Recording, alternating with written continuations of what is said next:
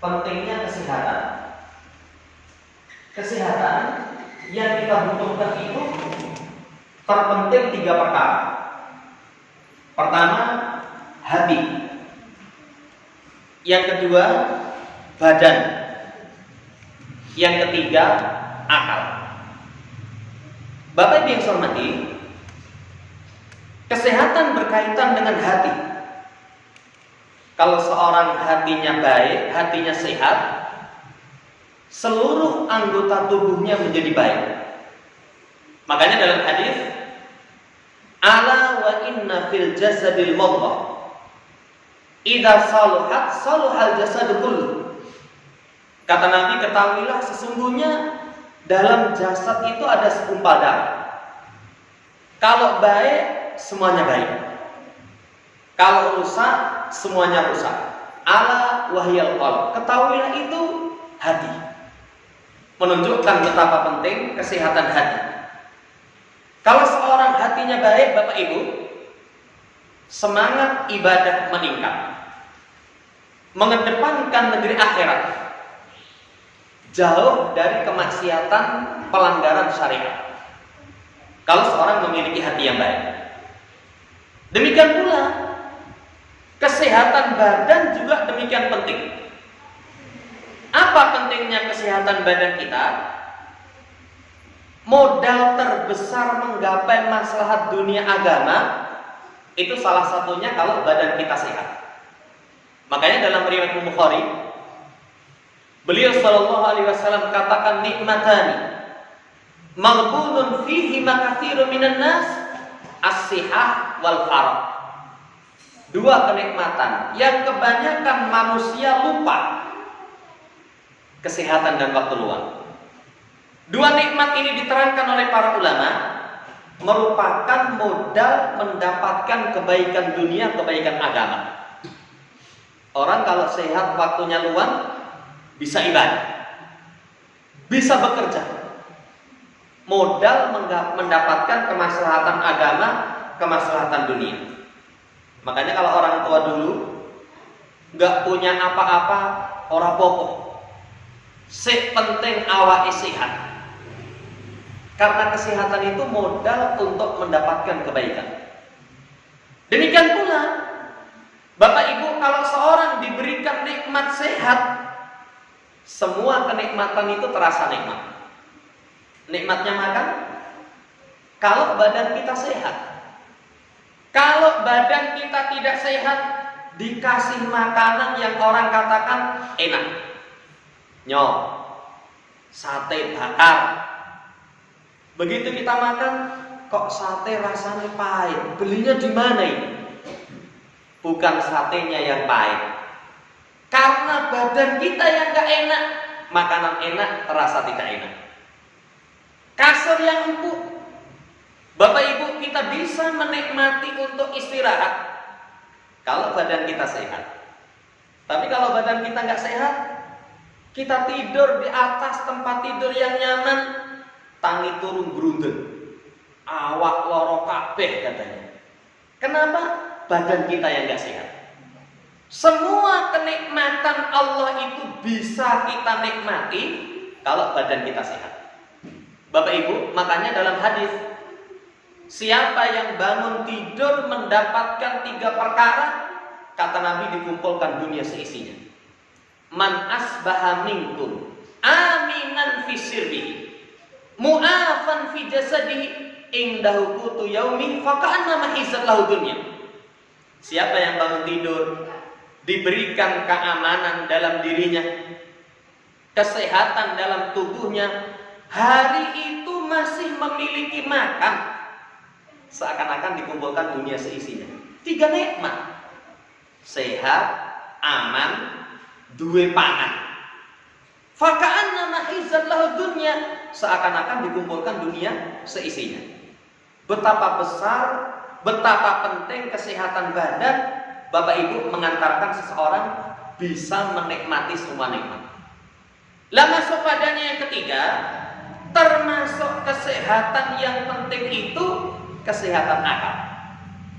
Bapak Ibu, kalau seorang memiliki akal, akalnya sehat, terhormat dia. terhormat dia. Kalau seorang misalkan wajahnya Masya Allah tampan, tubuhnya itu orang katakan atletik, ya, tapi satu kurangnya kursi mas, orang waras, apa ada penghormatan? Nggak ada nilai, nggak ada nilai. Akal yang sehat mengantarkan diri kita terhormat. Makanya di antara daruratu min dinil Islam, inti tujuan daripada Islam itu menjaga akal. Bapak Ibu, kesehatan akal demikian penting. Kalau seorang akalnya sehat, menjadikan dia bisa memahami syariat. Fungsi akal untuk memahami syariat. Kalau seorang akalnya sehat, terhindar dari perkara-perkara yang berbahaya. Coba, kalau seorang akalnya nggak sehat, makanya nanti kita akan terangkan termasuk sebab penjagaan akal itu zikir. Zikir pagi, zikir sore. Ya. Amsayna wa amsal mulku lillah walhamdulillah la ilaha illallah wahdahu la syarikalah lahul mulku wal hamdu wa ala kulli syai'in qadir. Allahumma inni as'aluka khaira hadhihi lailah, sampai terus nanti. Sampai pada kalimat Rabbi a'udzu bika minal kasali wa su'il kibar. Ya Allah, aku berlindung kepadamu dari kemalasan, dari kejelekan usia tua. Jeleknya usia tua itu diantaranya pikun. Pikun. Bapak Ibu, kalau akal kita ini misalkan rusak, nanti kita terhindar dari kemaslahatan-kemaslahatan. Ini 3 perkara yang menunjukkan pentingnya kesehatan. Tapi dari semua 3 perkara ini, jangan yang hormati, sehat hati, sehat badan, sehat akal, terpenting sehat hati. Apa dalil yang menunjukkan kesehatan hati itu termasuk perkara yang paling penting? Silahkan Bapak Ibu buka dalam surat yang di dalam Quran itu merupakan surat paling banyak Allah bersumpah secara berurutan. Di surat Asy-Syams Allah bersumpah 11 sumpah berurutan, wasyamsi waduhaha wal qamari idza talaha wan nahari idza jallaha, sampai nanti pada ayat fa'alhamaha fujuraha wa taqwaha. Lihat kelanjutannya, qad aflaha man zakkaha wa qad khaba man dassaha. Sungguh beruntung orang yang membersihkan jiwanya, sungguh merugi orang yang mengotori jiwanya. Bapak Ibu, kesehatan hati itu termasuk paling istimewa. Termasuk paling istimewa. Bahkan nanti kalau diperluas, coba lihat, Allah mengutus Nabi kita Muhammad SAW. Apa fungsi diutusnya beliau itu? Di surat Al-Jum'ah ayat yang kedua, wa yuzakkihim wa yu'allimuhumul kitaba wal hikmah, untuk membersihkan jiwa supaya jiwa kita sehat, mengajarkan Al-Quran dan As-Sunnah. Bapak Ibu, luar biasa pentingnya berkaitan dengan kesehatan hati.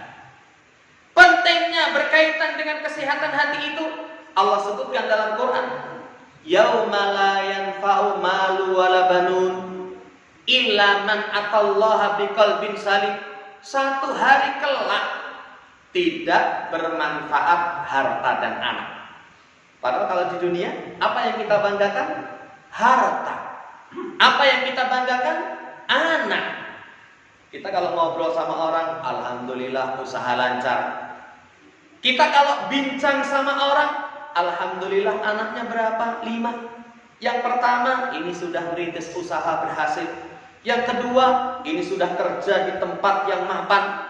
Yang ketiga, tidak lebih dari kebanggaan harta, kebanggaan anak. Bahkan kebanyakan pola pikir kita, Bapak Ibu, kesuksesan itu biasanya kalau ukurnya cuma itu. Kalau nggak harta ya anak. Kalau nggak harta ya anak.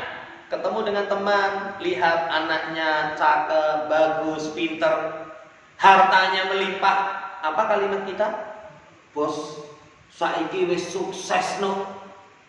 Walaupun dia mendengar panggilan adzan, hayya 'alas shalah. Lo kok meneng wae enggak berangkat ke masjid? Kok tidak ada sama sekali hasrat untuk segera menjawab? Tapi orang umumnya wis saiki dadi wong katanya. Lah dahulu ketek. Bapak Ibu yang saya hormati, kebanyakan kita tolok ukurnya harta dan anak. Tapi kata Allah, di yaumul qiyamah la yanfa malu wala banun illa man atallaha biqalbin salim. Kecuali mereka yang menghadap Allah Subhanahu wa taala dengan hati yang sehat. Dengan hati yang selamat. Terpenting dari 3 kesehatan. Akal, badan, hati. Kesehatan terpenting itu berkaitan dengan masalah hati. Bapak Ibu, berarti setiap kita harus lebih mementingkan kesehatan hati. Harus lebih mementingkan kesehatan hati.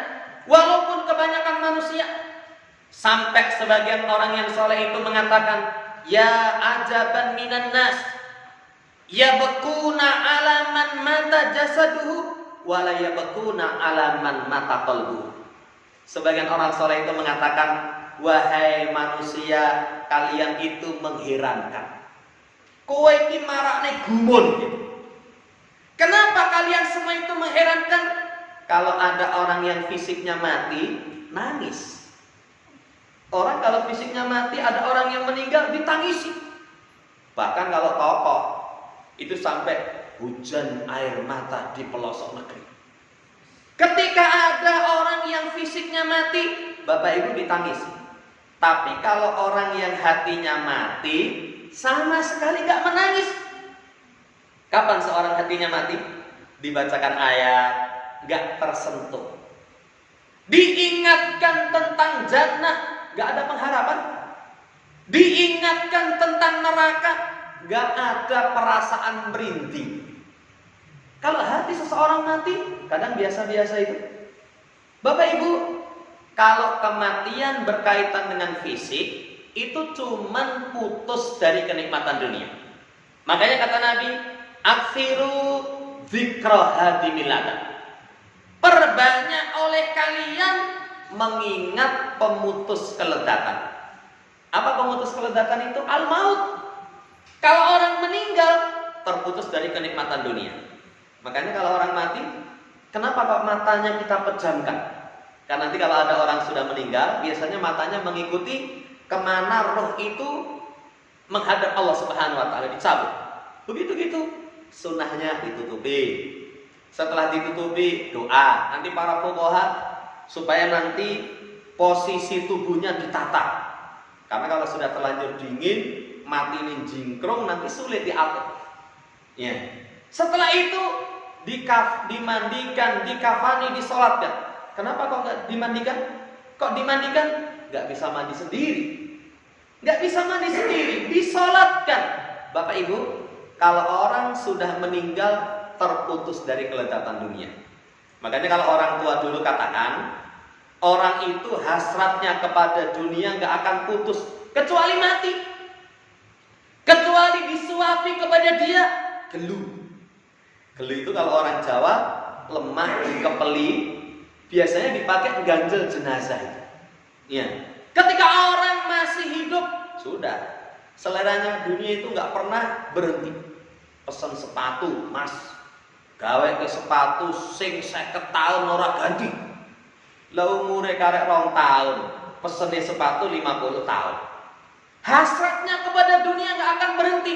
Tapi begitu dikasih suapan gelu, itu gimana kasih uang? Abang-abang, wis ora doyan saya. Ya, tong saya moh. Bapak Ibu yang saya hormati, kalau orang meninggal fisiknya hanya memutus kelezatan dunia. Tapi kalau hati yang mati, penderitaan, kesengsaraan selama-lamanya. Kalau seorang hatinya mati, lah apa sarana supaya hati kita ini sehat? Bapak Ibu, berdasarkan surat Asy-Syam yang tadi sudah kita baca, ketika Allah katakan fa'alhamaha fujuraha wa taqwaha, Allah ilhamkan dalam hati itu ketakwaan dan kefajiran. Di situ para ulama menjelaskan kesehatan hati itu dengan takwa.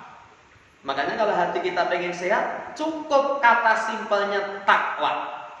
Saya punya buku membahas tentang kebersihan jiwa, Tazkiyatun Nufus. Ya, itu ada 2 jilid, 2 penulis. Salah satu yang dipakai dalil cuma surat Asy-Syams. Kalau orang pengen jiwanya baik, jiwanya sehat, hatinya sehat, Bapak Ibu, amalkan amalan orang yang bertakwa. Lah amalan orang yang bertakwa itu kalau dibahasakan oleh para ulama, anta malah bitaatillah. Ala nurin minallah tarju thawaballah. Wa antatruka maksiatallah ala nuri minallah tahafa iqaballah. Kata para ulama, takwa itu kata Thalib Ibn Habib, amal taat sesuai dengan cahaya dari Allah. Berarti dalam beramal taat sesuai dengan dalil. Kemudian mengharapkan pahala di sisi Allah, ikhlas. Kamu tinggalkan maksiat sesuai dengan cahaya dari Allah, takut akan siksa Allah Subhanahu wa taala. Ketakwaan itu intinya berarti ibadah, ikhlas, nyontoh Rasul. Kalau seorang sudah bertakwa kepada Allah, zakah, ketakwaan itu akan membersihkan jiwanya. Bapak Ibu, walaupun nanti dari semua amal ketakwaan itu para ulama simpulkan ada 7 jenis amal yang berpengaruh kepada kebersihan jiwa. Pertama, zikir. Kebutuhan jiwa kita kepada zikir, para ulama kasih misal melebihi butuhnya ikan kepada air. Ikan itu kalau dijauhkan dari air, sehari masih hidup, 2 hari agak lemes, 3 hari sudah ambil peso, gecek nih bawang, digoreng. Ikan itu kalau jauh dari air, sehebat apapun ikan, kalau ikan yang hebat misalkan sekitar kita, lele itu kan tahan hidup itu. Tapi coba jauhkan dari air, sehari bisa urip peroncal-peroncal. Ya sudah, kalau sehari, seminggu lah, Bapak Ibu mati nanti. Ikan paus apalagi, demikian besar, demikian gagah. Tapi kalau sudah terdampar di pinggir pantai, itu kalau nggak ketemu dengan orang-orang yang peduli kepada binatang, kalau ketemu langsung tarik ke tengah lautan, hidup lagi. Tapi kalau dibiarkan di pinggir pantai masih ada air, mati. Bapak Ibu, kebutuhan diri kita kepada zikir melebihi butuhnya ikan kepada air. Kepada air. Makanya kalau pengen sehat hatinya, iktar min zikrillah. Zikir-zikir keseharian, ada zikir pagi, zikir sore. Lah sering kita ini merasa sibuk, padahal para ulama itu, Masya Allah, kesibukan mereka luar biasa. Tapi saya pernah ketemu dengan seseorang yang dekat dengan ulama, dikisahkan pagi nggak mau terima tamu. Ada jam-jam tertentu. Ba'da asar nggak mau terima tamu. Ada jam-jam tertentu. Kenapa? Dalam rangka untuk adkarus sabah, adkarul masa. Zikir pagi, zikir sore. Berapa lama sih? Nggak sampai setengah jam. Allahumma anta rabbi la ilaha illa anta asbahna ala fitratil Islam. Subhanallah, ya, adada khalqi, subhanallah, ridho nafsi, subhanallah, zinata arsi, la ilaha illallah. Ya, 10 kali misalkan baca sholawat 10 kali, 3 kali. Bapak Ibu, zikir itu kesehatan bagi hati kita. Yang kedua, baca Quran. Baca Quran. Kalau orang kadang bulan Ramadan semangat berlomba menghatamkan, alhamdulillah khatam ping piro Mas? Ping 7. Setelah masuk bulan Syawal, Qur'ane masuk ke lemari dikunci. Selamat tinggal Quran sampai ketemu tahun depan. Gimana hati mau hidup kalau seorang nggak mau baca Quran? Kehidupan hati itu dengan tilawatul Quran. Yang ketiga, istighfar. Diterangkan dalam riwayat, kalau anak Adam melakukan perbuatan dosa, nanti akan ada 1 noktah hitam di dalam hati. Kalau semakin banyak dosa yang dia lakukan, semakin hitam. Sama seperti dalam ayat, kalla bal rana ala qulubihim ma kanu yaksibun. Dalam hatinya itu ada ram, ada tutupan. Lah kalau semakin hitam, jangan katakan hitam manis. Kalau hati seseorang semakin hitam, gelap. Tapi intaba wastaghfara saqila qalbu. Begitu dia tobat istighfar, astagfirullah, astagfirullah, nanti hatinya menjadi bersih. Bapak Ibu, kalau berharap hati kita bersih, perbanyak istighfar. Yang keempat, doa.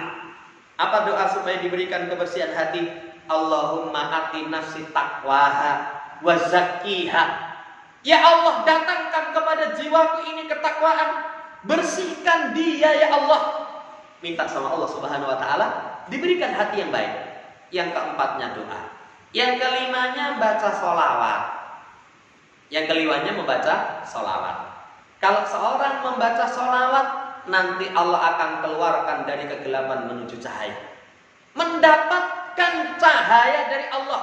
Sholawat. Sholawat paling ringkas, Allahumma sholli ala Muhammad wa ala ali Muhammad. Paling ringkas, keseharian kita biasakan baca sholawat. Ketika sholat, setelah tasyahud akhir, ada sholawat yang panjang. Ketika kita selesai menirukan bacaan muadzin, itu perintahnya sholawat. Setelah sholawat, Allahumma rabba haddi dawati tammah wa salatil qa'imah, sampai akhir. Telah mendapatkan syafaat Rasulullah SAW. Masuk masjid baca sholawat, bismillahi wassalatu wassalamu ala rasulillah Allahumma tafli abwaaba rahmatik. Biasakan kita membaca sholawat, hati kita semakin hidup. Ini yang kelima. Yang keenam, qiyamul lail. Yang ketujuhnya thalabul ilm, duduk di majelis ilmu. Orang itu kalau hatinya jelek, Bapak Ibu nggak mau ngaji, parah. Tapi kalau orang hatinya kotor, ada hasad, ada iri, ada dengki, ada keyakinan-keyakinan khurafat, masih mau bersungguh di hadapan guru, nanti akan menjadikan dia semakin baik. Menuntut ilmu, dan ini sangat kuat pengaruh berkaitan dengan kebersihan jiwa. Bapak Ibu, ini jadi kalau pengen jiwanya sehat, intinya adalah dengan amal soleh. Dari sekian amal soleh, 7 ini yang paling dominan. Lah 7 ini yang paling besar, nomor 7, menuntut ilmu. Makanya di dalam Quran Allah katakan wa nunazzilu minal Quran ma huwa syifa wa rahmatul lil mu'minin. Kami turunkan Quran, yang Quran ini merupakan penyembuh. Penyembuh apa? Sifaul lima fis sudur, penyembuh penyakit dalam hati. Lah hati kita ini penyakitnya 2. Syahwat, subuhat. Syahwat itu keinginan-keinginan yang tidak terkendali. Kalau orang pengen tapi nggak dipikir, itu namanya syahwat. Kalau saya kasih contoh seperti anak kecil. Bapak Ibu, anak kecil itu kalau sudah pengen, sudah. Ya, jam 12 malam ngelilir tani turu, Pak beli es krim. Dia mau ngile, warungnya tutup. Enggak. Ngeyel. Tapi begitu ya wes, tak antar ke tokonya. Begitu sampai di hadapan toko, buka apa tutup le? Tutup, nyengenges. Bapak Ibu, syahwat itu penyakit hati kita. Yang kedua, subuhat, kerancuan dalam urusan agama. Obatnya cuma ilmu. Obatnya cuma ilmu. Kalau syahwat itu ilmu dampak maksiat. Ilmu dampak maksiat. Oh, maksiat itu ternyata kenikmatannya sesaat, kesengsaraannya seabad. Wah, saya nggak berani melakukan maksiat. Syahwat. Kalau syahwatnya zina, berapa sih nikmatnya berbuat zina? Sanyuk. Tapi nanti kalau dampak dari perbuatan zina, sudah penderitaan lama. Bapak Ibu, ini obatnya yang terpenting adalah menuntut ilmu. Kalau subuhat, kerancuan dalam urusan agama, dalil. Orang itu kalau punya dalil, orang lain bingung, orang lain gundah, galau. Saya enggak, saya tahu dalilnya, saya tahu Qur'annya, saya tahu hadisnya. Obat dari semua itu adalah thalabul ilm. Quran sunnah lah nanti yang meracik para ulama.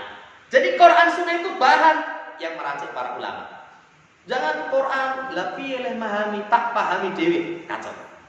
Bapak Ibu, ini poin yang pertama. Pentingnya tentang kesehatan hati, sarana untuk sehat hati seperti itu. Yang kedua, berkaitan dengan kesehatan badan, tadi sudah kita sebutkan modal menggapai kemaslahatan dunia, kemaslahatan agama. Sebab bisa menikmati semua nikmat itu kalau badan kita sehat.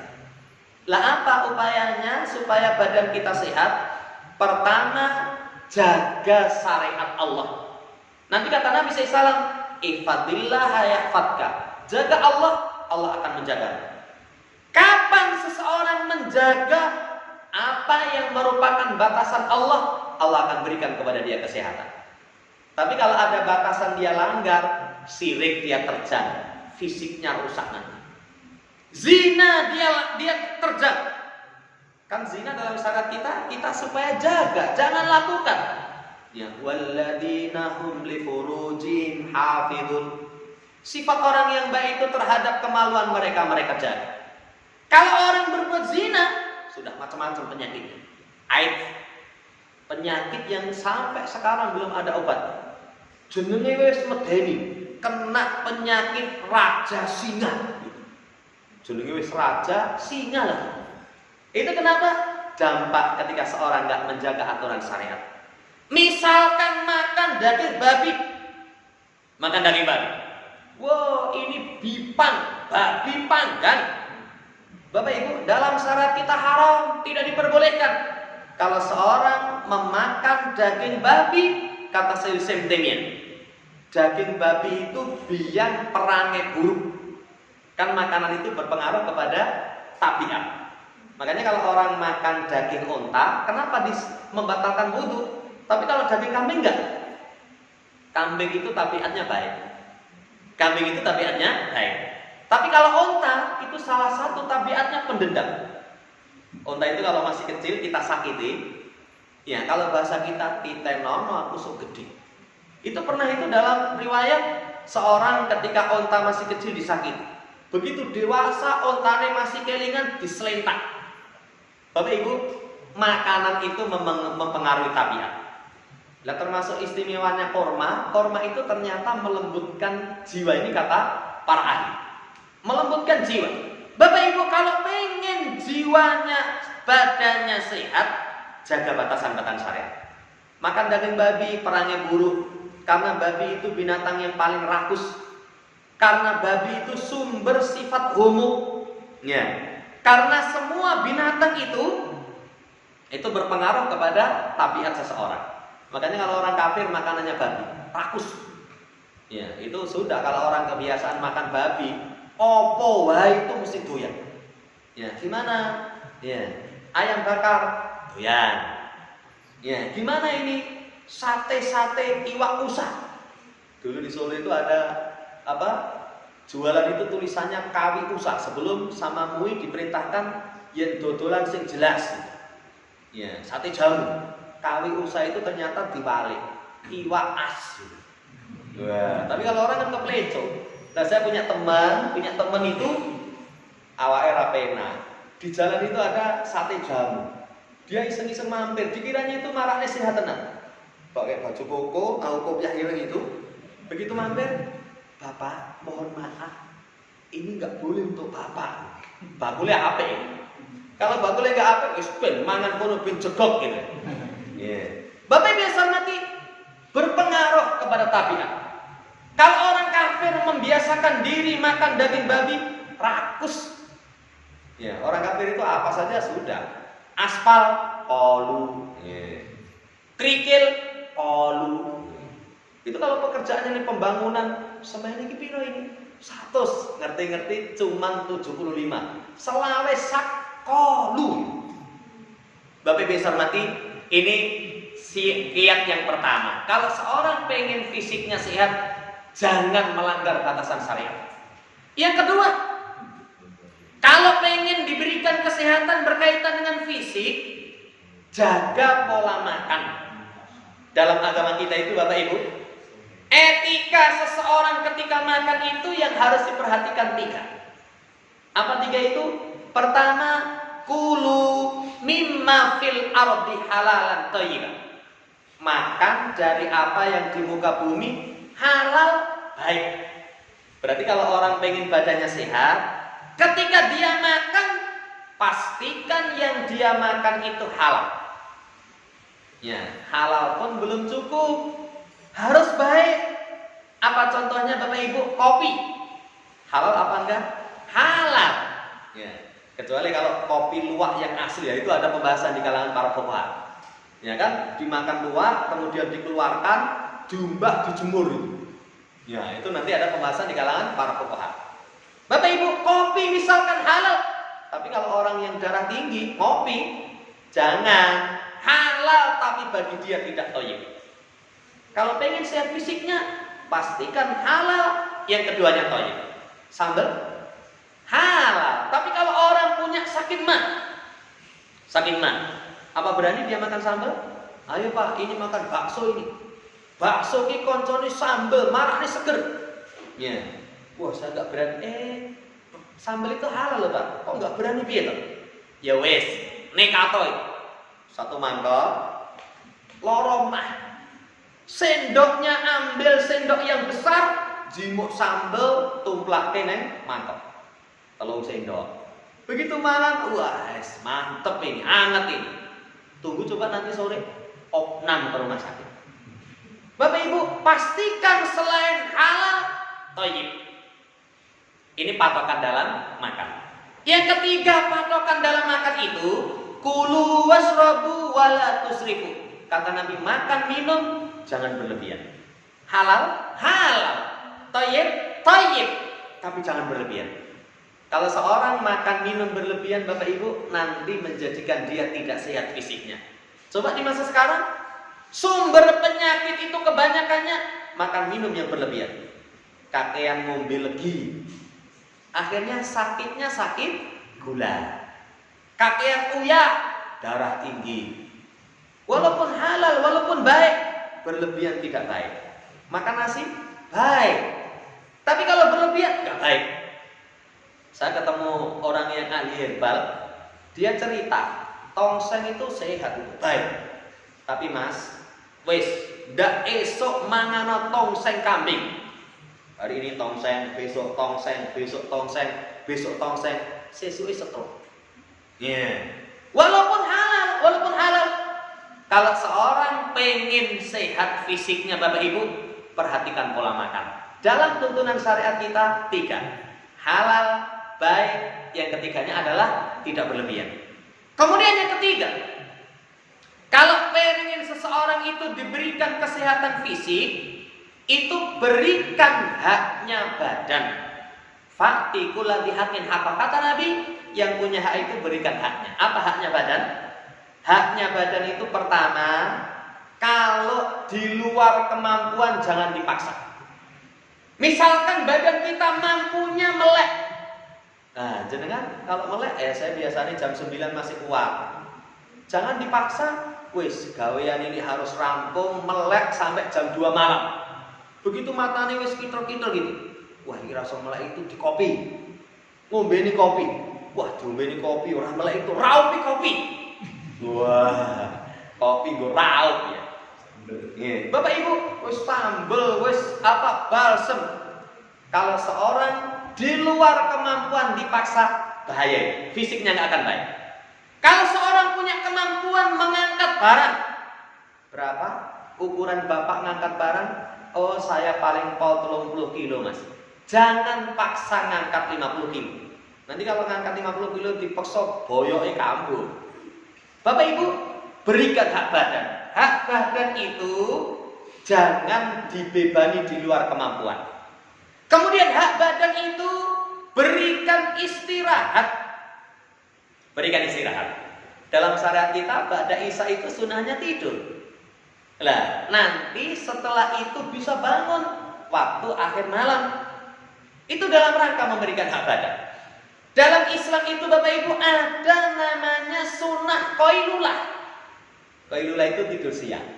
Ada sebagian fuqaha mengatakan sebelum zuhur, ada sebagian mengatakan setelah sholat zuhur. Itu kesehatan. Berikan hak badan.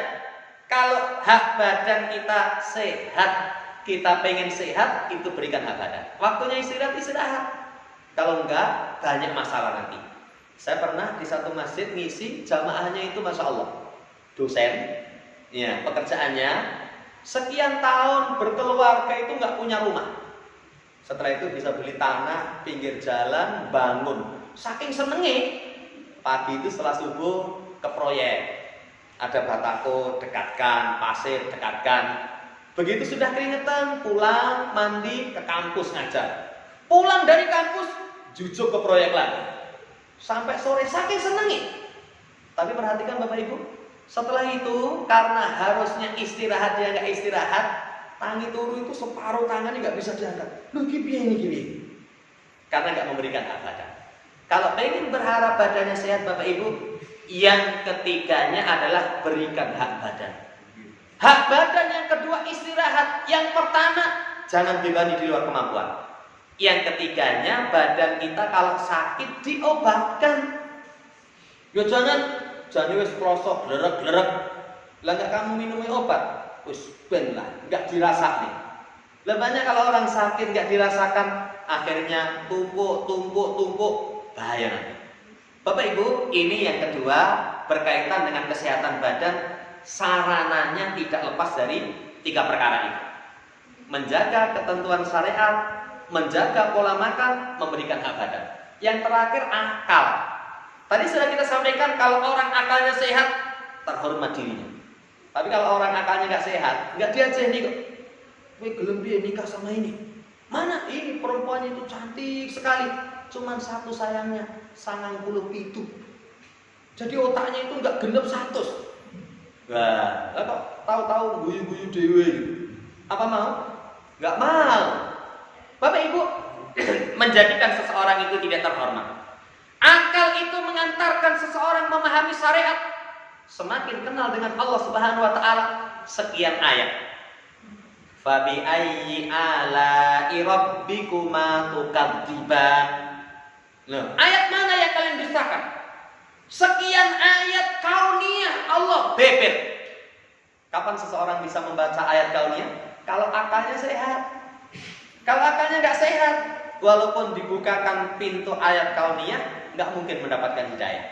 Kisahnya Jubair bin Mut'im menebus tawanan perang di masa Nabi SAW. Ketika itu Nabi sedang membaca ayat am khuliqu min ghairi syai'in am humul khaliqun. Apa mereka dicipta tanpa pencipta atau diri mereka sendiri yang bikin diri mereka sendiri?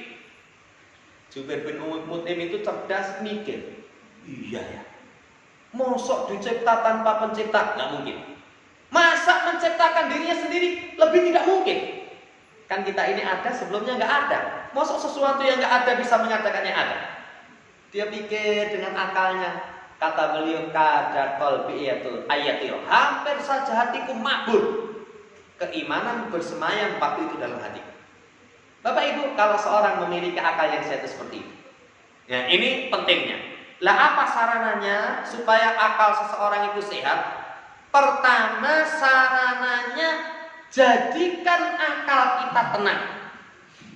Ketenangan itu nanti menjadikan orang akalnya sehat. Tapi kalau orang nggak pernah merasakan tenang, walaupun orang beralasan gimana bisa tenang, kan namanya hidup itu mesti ada masalah. Apa ada orang yang hidup nggak ada masalah? Semuanya memiliki masalah. Wong kadang punya masalah di gowone kantor, tulisannya mengatasi masalah tanpa masalah. Tribane malah dapat masalah lagi. Bapak biasa mati, kehidupan gak lepas dari masalah. Gimana bisa tenang? Lo kan syariat kita, semua syariat kita itu mengajarkan ketenangan. Sholat itu tenang. Apa boleh kita sholat itu rame? Ya, bahkan kalau Syafi'i ya keras. Jadi kalau kukur ini sampai ping telu berurutan batal. Walaupun itu nggak kuat ya. Tapi itu yang terpenting, sholat itu tenang supaya jiwa kita tenang. Dzikir ala bidzikrillah tatmainul qulub, ketenangan hati, syukur. Orang hidup kan kalau nggak dapat nikmat dapat musibah. Kalau dapat nikmat syukur, tenang. Dapat musibah sabar, tenang. Kalau seorang memikirkan sesuatu yang tidak sesuai dengan kenyataan, nanti yang ada tidak tenang. Mikir corona, mumet. Rampung-rampung ini. COVID-19. Lah malah kapan itu saya lewat di satu jalan itu ono tulisan gan itu. Iya, waspada COVID-20. Pas 19 pirang rampung wis teko 20 ini. Tapi itu mungkin hoak kalau orang katakannya. Bapak Ibu yang hormati, kalau seorang pikirannya nggak dibikin tenang, nggak akan sehat akal. Nggak akan sehat akal. Apalagi memikir sesuatu yang di luar kemampuan. Apa memikir sesuatu yang di luar kemampuan? Sesuatu yang sudah Allah takdirkan. Kalau seorang mendapatkan takdir, apa yang dia ucapkan? Qadarallahu wa masya'a fa'al. Ini sudah ketetapan Allah. Allah akan lakukan apa yang Allah kehendaki. Tapi kalau mendapatkan ketetapan Allah kok laula kana lakana kada. Misalnya ini dadi ini. Coba mau. Itu nanti menjadikan dia tidak akan pernah tenang. Jangan nanti kalau seorang nggak terima dengan ketetapan Allah Subhanahu wa taala, nggak akan akalnya sehat. Ini kiat yang pertama. Kalau pengen akal seseorang sehat, itu bikin akal kita tenang. Saya pernah ketemu mbah-mbah yang sudah sepuh. Saya dulu teringat sekali di masjid itu, mbahnya itu kalau jam 11:30-an, karena masjid sebelasan itu ada hik. Nenghi. Saya ingat sekali kalau nenghi itu mbahnya mesti senengin kopi sama makan super mie godok. Wah, itu jam 11:30. Padahal kalau mie dicampur kopi itu, ya sudah ya guys. Tapi mbah ini masya Allah. Ya. Setelah itu jam 12 dia tidur ngisor kipas di masjid. Setelah itu sepertiga malam yang akhir tangi tahajud. Saya sering subuh itu digugah. Le, sabar. Sampai seperti ini. Padahal saya kalau dulu di masjid itu tidur di bawah kikas, alamat sesuk itu tolak angin. Tolak angin mendeles antangin, antangin mendeles bejos. Bejo ora mari dikeroki. Bapak yang hormati, tapi perhatikan. Saya tanya mbak resep apa to, Mbak? Resepnya kata dia wis ditompo wae ketetapan Allah. Pola pikirnya dia manage. Dia tenangkan pola pikirnya, akalnya sehat. Yang pertama. Yang kedua Bapak Ibu, kalau pengen akalnya sehat, kasih gizi. Apa gizinya akal? Wawasan, ilmu. Orang itu kalau nggak pernah belajar agama apalagi, nggak pernah belajar perkara kemaslahatan dunia, otaknya nanti beban. Ya, kebanyakannya nanti usia tua itu linglung itu. Kasih gizi akal itu wawasan, ilmu. Ini yang kedua. Yang ketiga, kalau pengen akal kita sehat, hindarkan semua yang merusak akal. Khamar, ya, minuman keras apapun jenisnya, jangan disentuh. Apalagi narkoba. Walaupun narkoba itu saya ngerti jenenge ning durung tahu ngerti rupane. Ganja katanya. Ganja itu apa tuh Mas? Cimeng. Cimeng itu apa? Boh, enggak tahu. Ya, semua itu nanti akan merusak akal. Yang terakhir, kalau pengen akal kita sehat, minta sama Allah perbanyak zikir. Saya akhir-akhir ini itu sering melihat mbah-mbah itu yang ketika usia tua itu sakit-sakitan. Ada yang sakit stroke, ada yang sakit misalkan macam-macam kena kanker. Lah ternyata doa penjagaan usia tua itu dalam syariat kita sudah dituntunkan. Tadi sudah kita baca. Robbi a'udzubika minal kasali wasu'il kibari. Ya Allah, aku berlindung dari malas. Yang keduanya usia tua, kejelekan usia tua. Nah ini kalau pengen akal kita dijaga, dikir-dikir seperti ini penting. Allah Ta'ala, Bapak Ibu, semoga Allah Subhanahu Wa Ta'ala curahkan kepada kita kesehatan akal, kesehatan badan, lebih terpenting kesehatan hati, sehingga kita mendapatkan kebahagiaan di dunia wal akhirah. Allahumma amin. Kurang dan lebihnya mohon dimaafkan. Subhanakallahumma rabbana bihamdika asyhadu an la ilaha illa anta astaghfiruka wa atubu ilaik. Assalamualaikum warahmatullahi wabarakatuh.